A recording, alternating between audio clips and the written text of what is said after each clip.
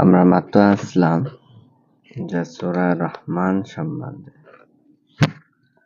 কুরআন শরীফের দিল এটা হলো সূরা ইয়াসিন, আর সবচেয়ে সুন্দর সূরা এটা হলো সূরাতুর রহমান।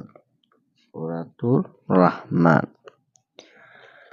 এই রহমানের ফজিলত অনেক আছে। এই রহমান আল্লাহ তাবারাকা ওয়া তাআলা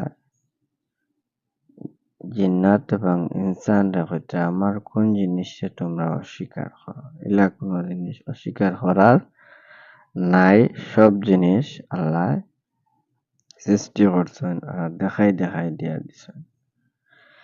এই সূরার ফজিলতের মধ্যে একটা ফজিলত হইল, কোন মানুষের যদি নিয়ম মতে দিনে বা রাত যে কোনো এক সময় সূরাটা তিলাওয়াত করে, তাহলে কিয়ামতের দিন আল্লাহ তাবারাকা ওয়া তাআলা পূর্ণিমার চাঁদ জেলা উজ্জ্বল থাকে ওলা কিতা করবা, তার চেহারার আল্লাহ উজ্জ্বল করে দিবা। সুবহানাল্লাহ।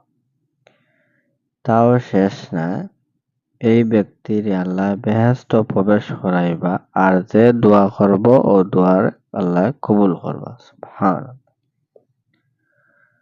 কোনো মানুষ যেদিন ঘুমের মধ্যে সূরা রহমান তিলাওয়াতটা পড়তে দেখে, তাহলে মনে করি ওই বান্দা কিছুদিনের মধ্যে হজ তার নসিব হইব, হজ করা যাওয়া সম্ভব হইব।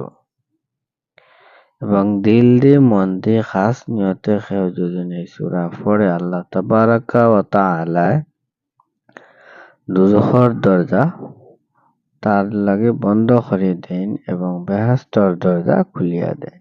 সুবহানাল্লাহ।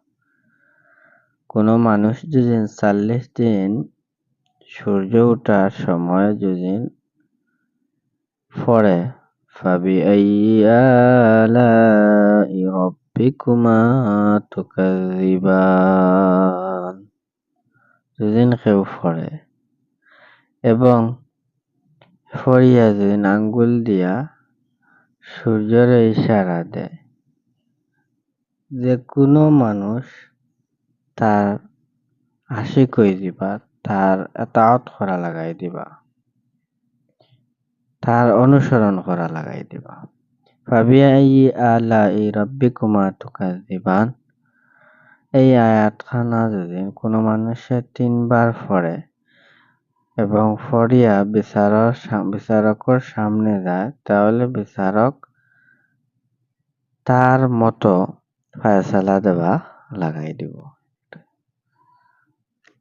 ফাবিআইয়ি আলাই রাব্বিকুমা তুকাযযিবান, এই আয়াতগুলা যদি কোনো মানুষের 31 বার পড়ে আর একটা নীল সুতা যদি বান্ধিয়া দেয়, তা গর্ভবতী গলাত বান্ধিয়া দিলে সন্তান নিরাপদ থাকবে এবং সহজে পৃথিবীতে আইব।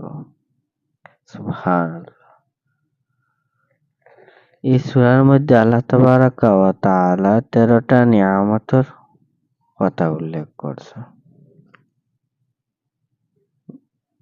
যার কারণে আমরা এই সূরা বেশ করে পড়তাম।